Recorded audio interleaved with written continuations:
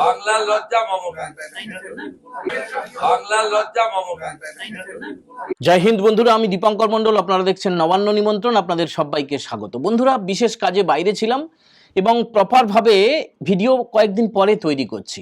আজকে রাজ্যের যে মুখ্য সচিবালয় নবান্ন, সেখানে মন্ত্রিসভার বৈঠক ছিল, যেটা ক্যাবিনেট মিটিং বলা হয়। রাজ্যের মুখ্যমন্ত্রী মমতা বন্দ্যোপাধ্যায় 14 তলা থেকে যে ভার্চুয়াল প্রেস মিটটা করে থাকেন, তিনি তা করেছেন এবং তিনি বেশ কিছু অসাংবিধানিক কথা গত 15 বছরে ভুরি ভুরি বলেছেন এবং আজকেও বেশ কয়েকটা বলেছেন, পুরোপুরি আইন বহির্ভূত, পুরোপুরি অসংবেদনশীল এবং বেআইনি। তিনি জাতীয় পতাকা পেছনে নিয়ে যেমন করে বিভিন্ন রাজনৈতিক দলকে, বিশেষ করে বিরোধী দলগুলোকে আক্রমণ করেন, আজকেও একই কাণ্ডটা করেছেন এবং এ রাজ্যের মানুষ কাকে ভোট দেবেন, কাকে ভোট দেবেন না, সেই আহ্বান তিনি সেই জাতীয় পতাকাকে পিছনে রেখে মুখ্যমন্ত্রীর চেয়ারে ভার্চুয়ালি যে প্রেস মিট 14 তলা থেকে করে থাকেন, দোতলায় সাংবাদিকরা থাকেন, সেই প্রেস কনফারেন্সে তিনি আরো একবার করেছেন। এবং তিনি কি করেছেন আপনারা জানেন যে নির্বাচন কমিশন এ রাজ্যের 7 জন অফিসারকে সাসপেন্ড করেছে।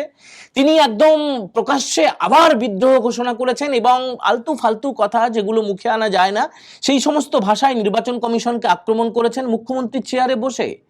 তিনি বলেছেন যে যাদেরকে সাসপেন্ড করা হয়েছে তাদেরকে আরো বড় বড় সমস্ত পদের আরো বড় বড় গুরুত্বের কাজ দেওয়া হবে। তারা যদিও নির্বাচন কমিশনের নিয়মে এই এসআইআর পদ্ধতিতে বা ভোটের কোনো কাজে যুক্ত থাকতে পারবেন না, তবে মুখ্যমন্ত্রীর কথায় তারা এফিসিয়েন্ট এবং তাদেরকে গুরুত্বপূর্ণ কাজ দেওয়া হবে। তবে আজকে আমাদের আলোচনার বিষয়বস্তু কিন্তু এগুলো নয়। আজকে আমাদের আলোচনার বিষয়বস্তু রানীমাকে নিয়ে একটা টিভি চ্যানেল, মানে এ রাজ্যের একটা আঞ্চলিক প্রথম সারির টিভি চ্যানেল, তারা ইন্টারভিউ করেছে এবং ইন্টারভিউতে কিভাবে খোরাক তৈরি হয়েছে, কিভাবে খিল্লি তৈরি হয়েছে, গোটা রাজ্য গোটা দেশ কিভাবে হাসাহাসি করছে এবং রানীমার নিজের দলের যারা কর্মীরা, নেতারা, তারা কিভাবে কপাল চাপড়াচ্ছেন, সেটা নিয়ে আলোচনা করব। এবং রানীমা আপাতভাবে যেটা তিনি খালপাড়ে থাকেন, টালির চালে থাকেন বলে দাবি করেন, সেই প্রাসাদোপম অট্টালিকা ছেড়ে আরেকটা নতুন অট্টালিকায় চলে যাচ্ছেন। সেটা কোথায় তৈরি হচ্ছে সেই জমি আপনাদেরকে দেখাবো। যদিও সেই জমির ছবিটা রাজ্যের বিরোধী দলনেতা শুভেন্দু অধিকারী তিনি সোশ্যাল মিডিয়ায় ইতিমধ্যে পোস্ট করে দিয়েছেন, সেই ছবি আমাদের কাছে এসে পৌঁছেছিল, সেই ছবিটা আপনাদের দেখাবো। রানীমা রাজ্যের রানীমা কজন আছেন?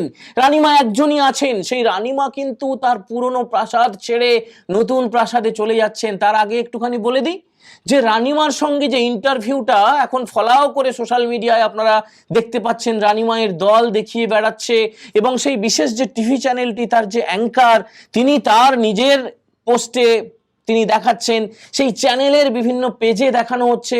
আচ্ছা বলুন তো, রানী মায়ের একটা ইন্টারভিউ হলো, সেখানে একদম তার ছোটবেলা থেকে তার আজ পর্যন্ত শুধু সুখ্যাতি করে যাওয়া হলো, প্রকারান্তরে বলে দেওয়া হলো যে তিনি একদম নির্দোষ, ধোয়া তুলসী পাতা, তার মতো সততার প্রতীক আর কেউ নেই। এবং তার সেই বাড়ির সামনে দাঁড়িয়ে অ্যাঙ্কার বলছেন যে আপনি তো কি একটা গড়গড়ির মালা নাকি বিক্রি করতে হয়েছিল। এত গরিব ছিলেন রানীমা যে তার সেই মায়ের গড়গড়ির মালা বিক্রি করে তাকে কলেজে ভর্তি হতে হয়েছিল। আর লোকে এখন বলছে হাজার হাজার কোটি টাকা চুরি করেছেন। এই বাড়িতে কি সেই টাকা আছে বলে সেই অ্যাঙ্কার কার্যত বলে দিচ্ছেন, বুঝিয়ে দিচ্ছেন যে রানীমা আপনার মতো ভালো মানুষ আর নেই। আসলে ব্যাপারটা কি জানেন তো, যে অ্যাঙ্কার এই ইন্টারভিউটা করেছেন, দেখুন আমার সঙ্গে ব্যক্তিগত কোনো রকমের কোনো শত্রুতা নেই, কোনো বন্ধুতাও নেই, মানে কোনো আমি সত্যি কথা বলছি, তার সঙ্গে আমার কোনো আলাপ পরিচয় সরাসরি কখনো হয়ে ওঠেনি। একটা বড় ব্যাপার, বড় চ্যানেল, আমার চেয়ে সিনিয়র অবশ্যই, এবং যথেষ্ট বুদ্ধিমান, মেধাবী, পড়াশুনো করেন, রিসার্চ করে ইন্টারভিউ করেন, তার নিউজ শোগুলো ভীষণভাবে পপুলার, এটা ঠিকই। এবং তিনি খুব সকালে উঠে পড়াশুনো শুরু করেন, ভালো লেখেন বলেও শুনেছি, তার দু একটা লেখাও পড়েছি, বেশ ভালো। কিন্তু তার বিরুদ্ধে এই রানীমা বেশ কিছু কেস করে রেখেছেন এবং সেই কেসগুলো তাকে কিন্তু খাটতে হচ্ছে, তাকে আদালতে যেতে হচ্ছে, তাকে জামিন নিতে হচ্ছে। তার ফলে তেল তো মারার একটা লিমিট থাকবে। এত তেল, মানে তার বাড়িতে কোন প্রধানমন্ত্রী এসছেন, তার কত ক্ষমতা, কতটা সৎ ছিলেন, তার বাবা কত সৎ ছিলেন, মা কত সৎ ছিলেন, বাড়িটা কতটা সামান্য বাড়ি। ওই যে বাড়িতে ইন্টারভিউটা হয়েছে না, বাড়িটা একটা প্রাসাদোপম বাড়ি, নামে শুধু টালির চালা, ভেতরে একদম লাক্সারি হোটেলের মতো 5 স্টার 7 স্টার কোয়ালিটির, মানে ভেতরে সত্যি একদম আপনাদেরকে খুলে বলছি, আমিও যদিও একবারই ঢুকেছি 2011 সালে, আমি শুনেছি যে তারপরে আমি 11 সালে যা দেখেছি তাতেই 5 স্টার হোটেল, এবং পরে শুনেছি যে আরো মডিফাই করা হয়েছে, মানে ভীষণ ঝাঁ চকচকে একটা বাড়ি। বাইরে থেকে শুধু টালির চাল। তবে এই প্রাসাদেরটি যেখানে রয়েছে সেই বাড়িটা হচ্ছে ঠিকা খাজনা, মানে সরকারি যে লিজের জমি হয় না সেই জমি, মানে পুরো মালিকানা নেই, এই বাড়ির কোনো দলিল নেই, এই বাড়ির মালিক হচ্ছে সরকার। তো সেই কারণে কি না বলতে পারবো না, তবে একটা বাড়ি তৈরি হচ্ছে, বাড়ি বললে ভুল বলা হবে, প্রাসাদ তৈরি হচ্ছে, রানীমায়ের প্রাসাদ। ছবিটা একটুখানি আপনাদেরকে দেখাই তাহলে বুঝবেন। দেখুন এই যে জমিটা দেখছেন না, এই জমিতে দেখুন, এটা রাজ্যের বিরোধী দলনেতা শুভেন্দু অধিকারী পোস্ট করেছেন, রানীমার রাজমহল তৈরি হবে এখানে দক্ষিণ কলকাতার বুকে। তিনি এটা লিখে এই ভিডিওটা পোস্ট করেছেন, সেখান থেকেই আমরা নিয়েছি, আমাদের কাছেও ভিডিওটা এসছিল। তো আরো বেশি বিশ্বাসযোগ্যতার জন্য বিরোধী দলনেতা সোশ্যাল মিডিয়া থেকে আমরা ভিডিওটা দেখাচ্ছি। এই যে জমিটা দেখছেন দেখুন, বিরাট বড় জমি, রানীমায়ের বাড়ির কাছেই, রানীমা যেখানে থাকেন দক্ষিণ কলকাতায়, সেই দক্ষিণ কলকাতার বাড়ির কাছেই এই জমিটা। এবং এই যে দেখছেন বিশাল জমি, এখানে একটা প্রাসাদ তৈরি করা হবে, অট্টালিকা তৈরি করা হবে, অট্টালিকা তৈরি করা হবে। দেখলেন দেখলেন এবারে বলি যে ইন্টারভিউটা কেন হাসির খোরাক, কেন হাসির খোরাক বলছি, একদম শুরুতে কেন এইসব বললাম, যে আপনি বলবেন যে ভাই রানীমায়ের আপনি বিরোধী এই কারণে বলছেন না। আপনারা যারা যারা দেখেছেন, দেখুন আমাদের দেখানোর কোনো প্রশ্নই ওঠে না কোন টিভি চ্যানেলে কি দেখাবে, কিন্তু যেহেতু সেই চ্যানেলটির টিআরপি বেশ হাই, মানে নাম্বার 1 আপাতত, মানে আঞ্চলিক চ্যানেল হলেও সেই চ্যানেলটাই বেশি লোকে দেখে আর কি, তো সেই চ্যানেলের যিনি অ্যাঙ্কার তিনিও নাম্বার 1। এবার রানীমায়ের ইন্টারভিউ নিচ্ছেন এবং প্রায় কয়েকশো বার, আমি গোটাটা দেখেছি, মানে কয়েকবার দেখতে মানে দম ফাটা হাসির নাটকের মতো, দম ফাটা হাসির নাটকের মতো খোরাক, একটা একটা খোরাক, মজা পাবেন আপনি, খিল্লি করতে সুবিধা হবে, প্রচুর মিম তৈরি হয়ে যাবে। মানে কয়েকশো বার বলছেন দিদি দিদি দিদি দিদি দিদি, কতবার যে দিদি দিদি দিদি দিদি, আর এত তেল এত তেল। আর রানীমা কি বলছেন, আমি টুকটাক মানে দু একটা কথা বলি। এবারে সিট বাড়বে, ঠিক আছে, রানীমা বলবেন তার দলের সিট বাড়বে, সেটা ঠিক আছে, মেনে নেওয়া যায়, কিন্তু অ্যাঙ্কারের যা কথাবার্তা, রানীমা বলছেন যে জ্যোতি বসু নাকি তার দলের বিরুদ্ধে চলে গেছিলেন। ভাবুন, এর চেয়ে আর মজার কিছু হয় না, হাসির খোরাক আর কিছু হয় না।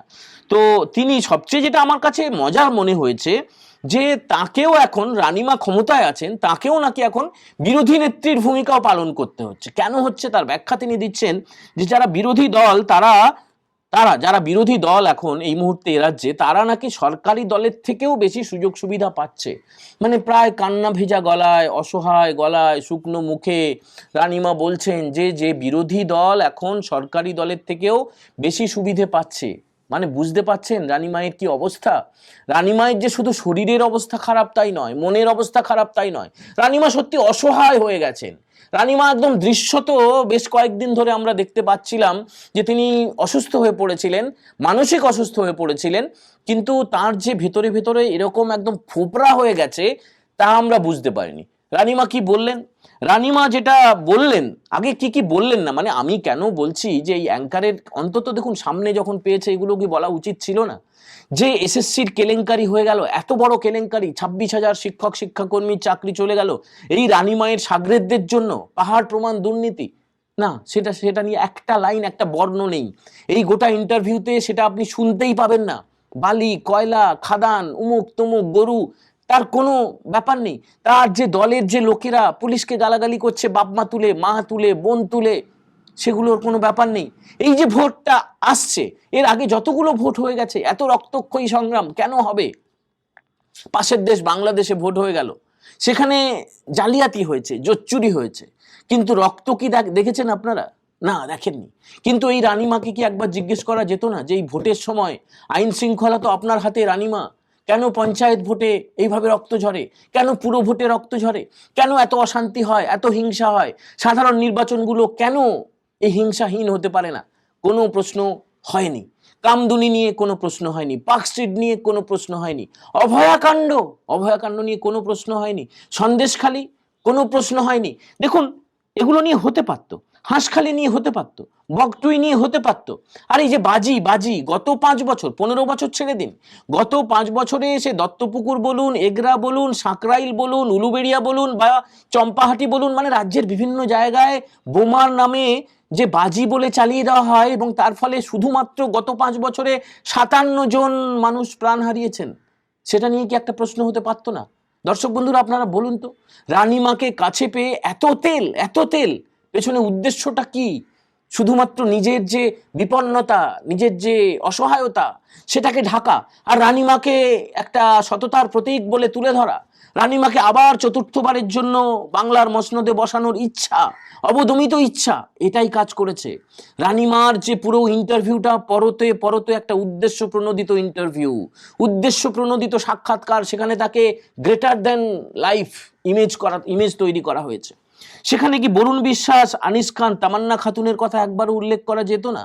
অসহায়ভাবে তাদেরকে যেভাবে মৃত্যুবরণ করতে হয়েছে, এরা তো কোনো পার্টি করতেন না, পলিটিক্স করতেন না, শুধুমাত্র বরুণ বিশ্বাস প্রতিবাদ করেছিলেন, আনিস খান একজন প্রতিবাদী যুবক ছিলেন, তামান্না খাতুন 10 বছরের কন্যা সন্তান ছিল, রাজনীতির বোঝে না, উপনির্বাচনের ফল প্রকাশের দিনে বাড়ির উঠোনে খেলা করছিল, রানীমায়ের দুষ্কৃতীরা তারা বোমার আঘাতে ছিন্ন বিচ্ছিন্ন করে দিয়েছে ছোট্ট শিশুটার প্রাণ।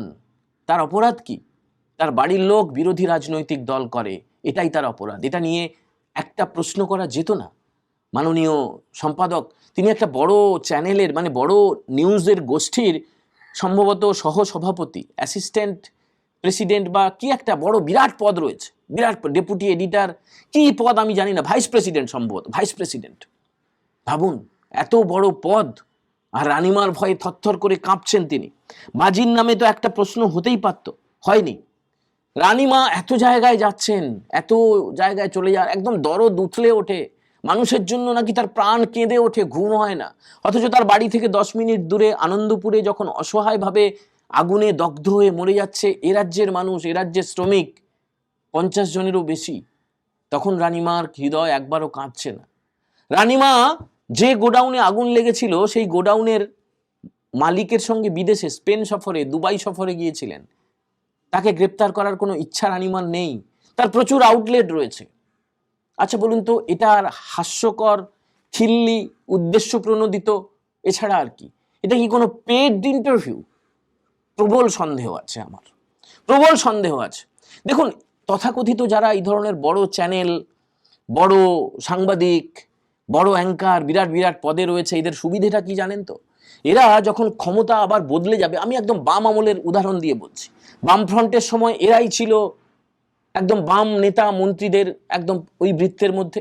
আবার যখন বদল হলো, তখন এরা আবার লাফ দিয়ে চলে এলো এদের কাছে, মানে এই রানীমায়ের দলের কাছে। আবার যখন আবার বদল হয়ে যাবে, রানীমা যখন আবার তার নতুন প্রাসাদে চলে যাবেন, পুরনো প্রাসাদ ছেড়ে দিয়ে, তখন দেখবেন আবার নতুন যারা দায়িত্বে আসবে তাদের কাছে এরা ঘুরঘুর করবে। এরা আসলে, এদেরকে কি বলা যায়, এদেরকে কি বলা যায় আপনারাই বলবেন? এরা চাটুকার, ছোট করা হয়। এরা কি দালাল, ছোট করা হয়।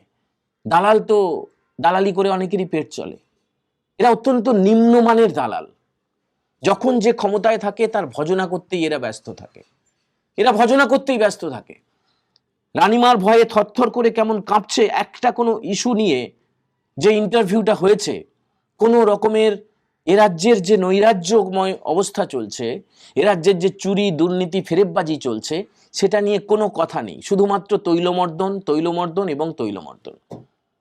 আজকে নবান্নে যে ক্যাবিনেটের বৈঠক হয়েছে, সেখানে রাজ্যের মুখ্যমন্ত্রী মমতা বন্দ্যোপাধ্যায় সেখানে কিন্তু তিনি সদর্পে ঘোষণা করেছেন যে WBCS-দের 2 বছরের প্রমোশনের পরে মাত্র 3 বছর বিডিও হিসেবে কাজ করবে, তারপরে ডাইরেক্ট তারা হয়ে যাবে SDO। আসলে WBCS নিয়ে বিরাট বড় একটা কেলেঙ্কারি রয়েছে। সাদা খাতা জমা দিয়ে যেমন করে SSC-তে চাকরি জুটেছিল, পরে চাকরি চলে গিয়েছিল, এই WBCS-দের নিয়েও কিন্তু মামলা চলছে। সিভিল সার্ভিস, মানে রাজ্যের যারা ক্যাডার, তাদের নিয়ে মামলা চলছে। এখন সময় উত্তর দেবে যে জাস্টিস আসে কিনা, সময় উত্তর দেবে অভয়া তার বিচার পায় কিনা, সময় উত্তর দেবে যে সন্দেশখালী কামদুনির বিচার হয় কিনা, আনিস খান, তামান্না খাতুনরা, বরুণ বিশ্বাসরা সুবিচার পায় কিনা। রানীমা আসবে, রানীমা যাবে, তাদের নতুন নতুন প্রাসাদ তৈরি হবে, তাদেরকে ভৃত্যের মতো কিছু উমেদার গোষ্ঠীও তৈরি হবে। কিন্তু আমরা যারা সাধারণ ছাপোষা মানুষ, আমরা জাস্টিসের দাবিতে অনড় থাকবো। বন্ধুরা, আপনারা কি মনে করেন? আপনারা কি মনে করেন অবশ্যই আপনারা মন্তব্য করে জানাবেন। আপনাদের সুচিন্তিত মন্তব্যের জন্য আমরা অপেক্ষা করব। আপনারা জাস্টিসের জন্য অপেক্ষা করবেন নাকি করবেন না? আগামী 2026-এর ভোটে আপনারা কি চান যে এই রানীমা বা তার দলবল বা তার দল আবার পুনরায় ক্ষমতায় চলে আসুক চতুর্থবারের জন্য। যদি চান জানাবেন, যদি না চান তাও জানাবেন। যারা প্রথমবার দেখছেন নবান্ন নিমন্ত্রণ চ্যানেলটা সাবস্ক্রাইব করতে ভুলবেন না, বেল বাটনে প্রেস করবেন। আর যদি ভালো লাগে এই কন্টেন্ট বন্ধুদের সঙ্গে শেয়ার করে আরো বেশি ছড়িয়ে দেবেন। সবাই ভালো থাকবেন। আজকের মতো এই এপিসোড আমরা এখানেই শেষ করছি। জয় হিন্দ, বন্দে মাতারাম।